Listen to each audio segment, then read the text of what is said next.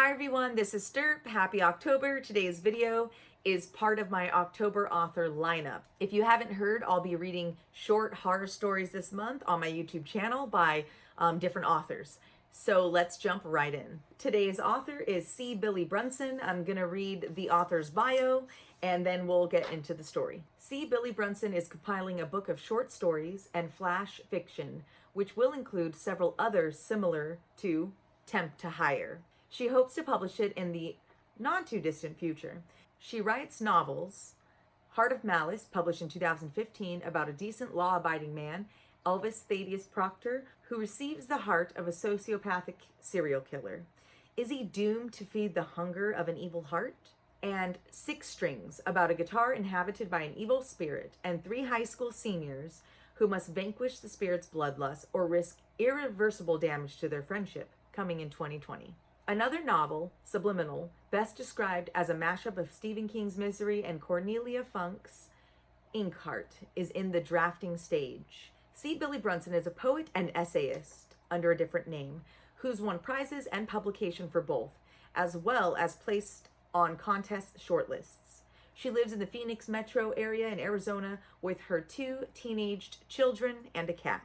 And with that, here's Billie Brunson's short story, Temp to Hire. In the emptiness between us, a lifetime rolled by. Birth, toddlerhood, grade school, that time I broke my arm in a bad fall while skateboarding, and so on. Nearly a year ago, I flew from New York to London, where I hopped a cruise ship and toured must-see vacation spots around the world. The trip cleaned out my savings account at the credit union and even made a dent in my retirement portfolio. Frivolous, you say? Not necessarily when you haven't much longer to life. Then came a day that I never could have imagined. Arriving home empty-handed is only good if you want it to be that way. Me? My luggage is heading towards Belgium. So yeah, not good.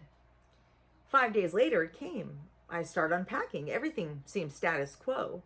Then, what the heck? With its scuffed, hard rubber, alligator skin, and gray-green color, this one thing is definitely not like the others. I still wonder how both me and the delivery guy failed to recognize that it didn't belong. I picked the suitcase up by the handle and laid on my bed.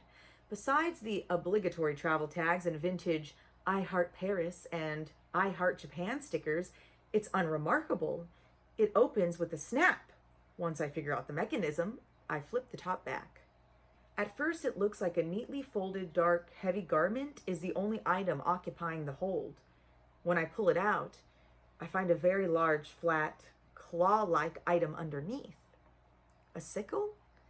Noticing a bulge and the large pocket attached to the top, I drop the garment and reach inside the pocket.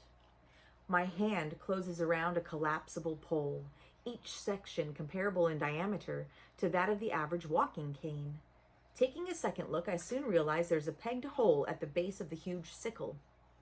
Driven by a mysterious, irresistible compulsion, I pick up the sickle and lock the pieces together. A low, brief note sounds and the pole thickens. Though the weight of it remains the same, as I heft it in my hand, it vibrates with a prickly effect, while silver light glimmers along its length.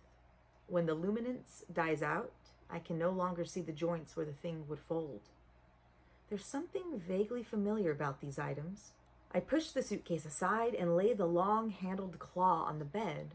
Then, picking up the garment, I shake it out, only then noticing the hood and lay it on the bed alongside the tool. I stand looking down at the items. A scythe and a long, voluminous hooded cloak? Death's business attire. Must be someone's Halloween costume, but Halloween was a good month ago.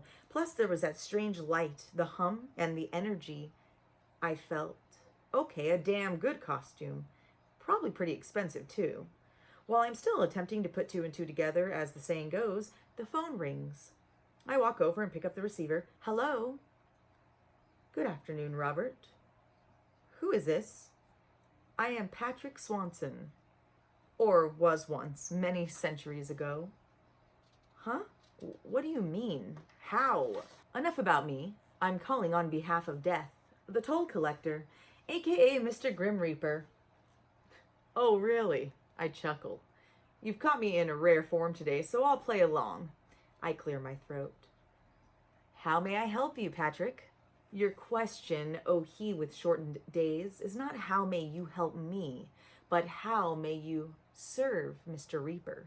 My humor falters. What? Is this supposed to be some kind of prank? If so, it is in poor taste. Let me assure you, Robert, this is no prank. I can make no response. My mouth goes dry, my gut tightens as the ring of truth comes across the line, loud and clear. Yes, you may want to sit down, Mr. Robert Hall, for I have an intriguing proposition for you. I take his advice and sit on my bed. I listen as he describes a position the toll collector has in mind for me. When he finishes, I stand, walk over, and hang up the phone. Turning, I step warily over to the suitcase still resting on the bed where I left it and look inside. Sure enough, there lay the written contract produced out of nothing. Covering 6 pages front and back, it outlines the terms of my duties, as well the commission rates / per accrual and partial benefits contingent upon completion of general assignments.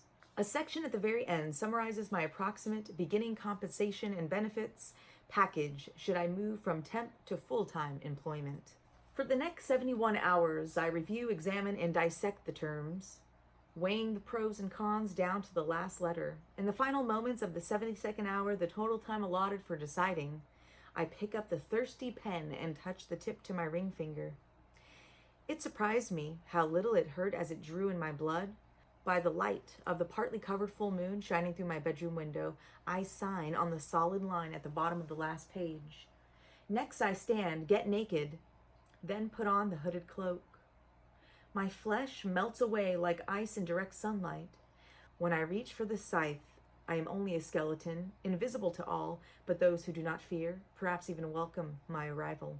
Almost a year has passed since that day, the day the suitcase arrived.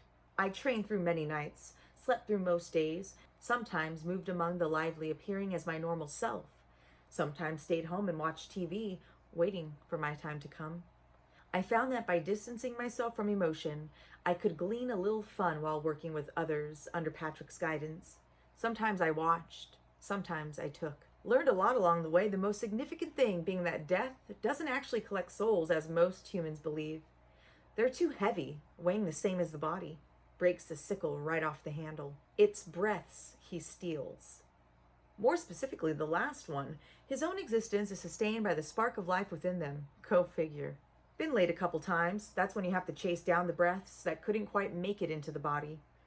The speedy buggers fly off in every direction, bouncing off floors, ceilings, furniture, and whatnot, drawn towards the nearest breathing person, animal, plant, or body of water. It's been at times easy, other times not so much. I remember the faces of everyone whose last breaths I have taken, if not their names. The hardest are the babies. At last, on this cool, quiet October night, my time has come, and I look into my rheumy eyes, the eyes of Robert Hall, as I lay dying. I wink and manage a weak smile. Bring it, we say, in perfect sync. The scythe is lifted. I hesitate, but for a second, as it dawns that once I take my own last breath, it will become official. I will be a permanent full-time worker. In the emptiness between us, a lifetime rolled by.